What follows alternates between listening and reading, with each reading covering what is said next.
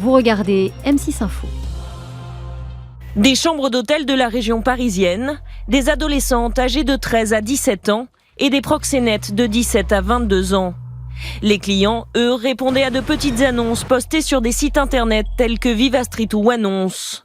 Pendant près d'un an, 8 adolescentes ont été prostituées par 8 hommes et 2 femmes, organisés en réseau. Ce qui se passe aujourd'hui ici est très symptomatique de cette espèce de prostitution de gamines de plus en plus jeunes qui se laissent embarquer dans des petits réseaux très difficiles à appréhender effectivement parce que c'est 3-4 mecs et qui effectivement très vite arrivent à une prostitution lourde. Des jeunes filles entraînées par ceux qu'elles considéraient au départ comme leurs petits amis.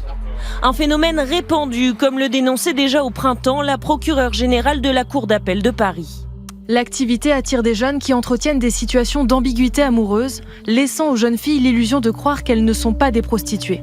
En cause, un acte sexuel de plus en plus banalisé et l'attrait d'un trafic beaucoup moins risqué et surtout plus lucratif que d'autres, comme celui des stupéfiants. Ça peut être 10 passes par jour, voilà.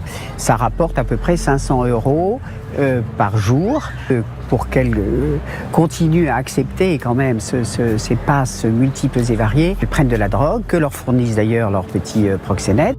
En 2017, 193 victimes de ce qui a été surnommé le proxénétisme des banlieues ont été recensées, dont la moitié étaient mineures.